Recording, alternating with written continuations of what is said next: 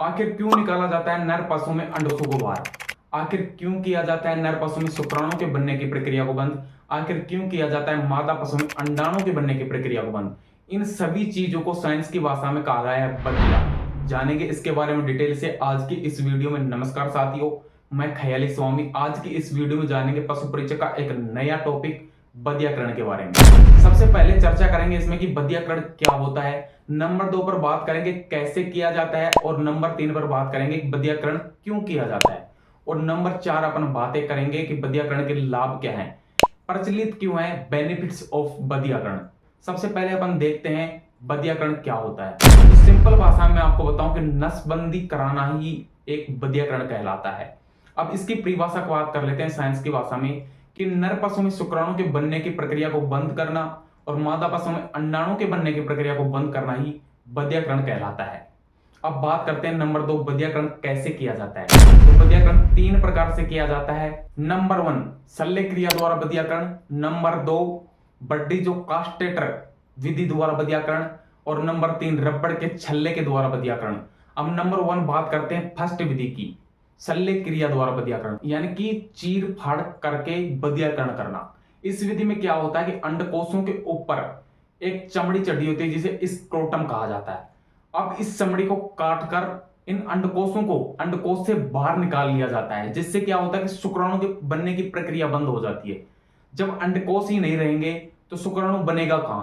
तो कुछ इस प्रकार से इस विधि में बदियाकरण किया जाता है। तो इस विधि में ज्यादातर क्या होता है, खून निकलता है, खून का बहाव होता है, जो बाद में एंटीसेप्टिक दवाई देकर उसको ठीक किया जाता है। इसमें एक हल्का सा घाव हो जाता है। अब बात करते हैं नंबर 2 विधि की, बड्डी जो कास्टेटर द्वारा बदियाकरण।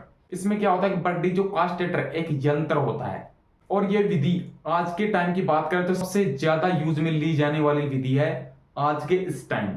इस विधि में क्या होता है कि बड्डी जो कास्टेटर एक यंत्र होता है, जो साइड में देखिए कुछ इस प्रकार का यंत्र होता है, इससे पशु को बदिया किया जाता है। इस विधि में क्या होता है कि पशु की चमड़ी को नहीं काटा जाता है। इसमें क्या होता है कि अंडकोशों के ऊपर एक चमड़ी जुड़ी होती है जिसे स्पर्मेटिक कॉर्ड कहा जाता है। ये स्क्रोटम के नीचे स्थित होती है। इसे सिंपल क्या किया जाता है कि बड्डी जो कास्टेटर विधि, यानी कि जो बड्डी जो कास्टेटर यंत्र है उससे दबा दिया जाता है। स्पर्मेटिक कॉर्ड को बड्डी जो कास्टेटर यंत्र के द्वारा कुचल दिया जाता है कुछ इस प्रकार से।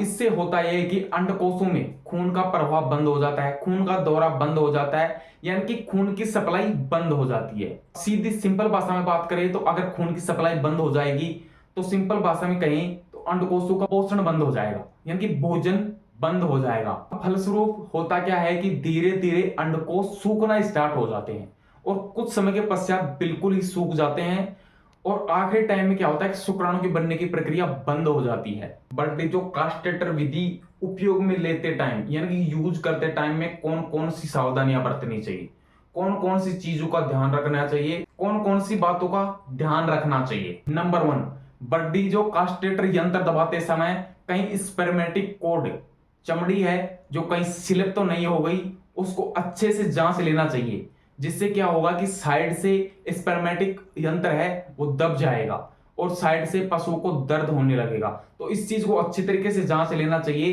कि स्पर्मेटिक कॉर्ड कहीं स्लिप तो नहीं हो गई है। अब नंबर 2 बात करते हैं कि बड्डी जो कास्टेटर विधि में क्या होता है कि कई बार चमड़ी का फोल्ड आ जाता है, तो इसमें चमड़ी का फोल्ड आना नहीं चाहिए, जिससे क्या होता है कि पशु को एक हल्का सा घाव हो जाता है जो बाद में जाकर बहुत तीव्र घाव बन जाता है। और नंबर 3, बड्डी जो कास्टेटर यंत्र को यूज करते टाइम अच्छी तरीके से साफ कर लेना चाहिए, और अच्छी तरीके से उसको जांच कर लेना चाहिए कि उसका जो दबाने का सिस्टम है वो सही से काम कर रहा है या नहीं कर रहा है। अब नंबर 4 बात करते हैं बड्डी जो कास्टेटर विधि में कास्टेटर यंत्र से अगर गलती से अंडकोश दब जाते हैं तो अंडकोश में सूजन आ जाता है, जो बाद में जाकर एक खतरा बन सकता है। अब बात करते हैं नंबर 3 विधि की, रबड़ के छल्ले द्वारा बदियाकरण। यह विधि पश्चिमी देशों में ज्यादा प्रचलित है।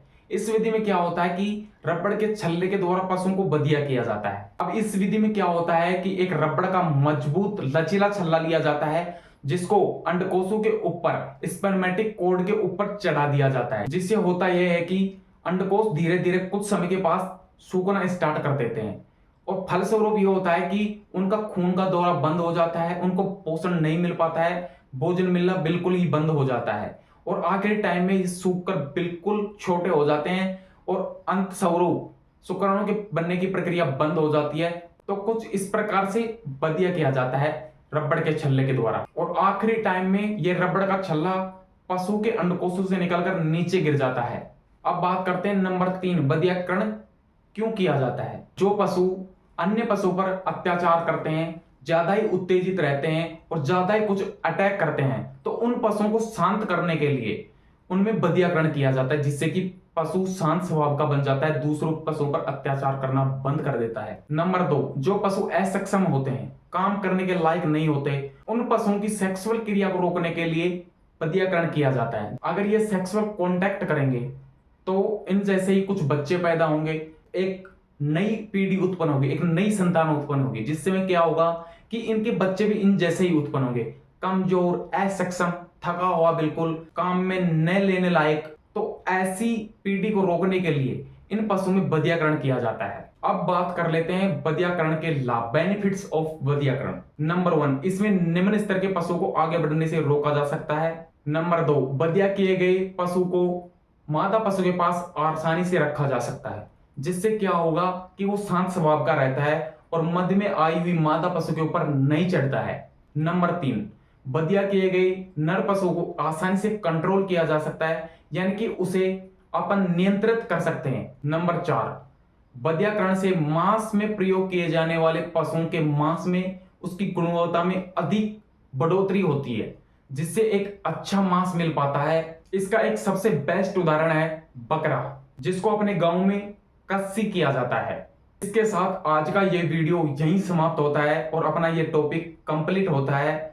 और अगर पशु परिचय से रिलेटेड अगर आप ऐसी इंफॉर्मेशन वीडियो देखना चाहते हो तो मेरे YouTube चैनल को सब्सक्राइब कर लीजिए, और अगर Facebook पेज पर देख रहे हो तो उसे फॉलो कर लीजिए। और हाँ, इस चैनल में एक ऐसी प्लेलिस्ट बनी है, आप प्लेलिस्ट में जाओ, पशु परिचय के नाम से बनी है, जिसमें आप टॉपिक वाइज वीडियोज देख सकते हो। तो अब मिलते हैं किसी नेक्स्ट वीडियो में नए टॉपिक के साथ।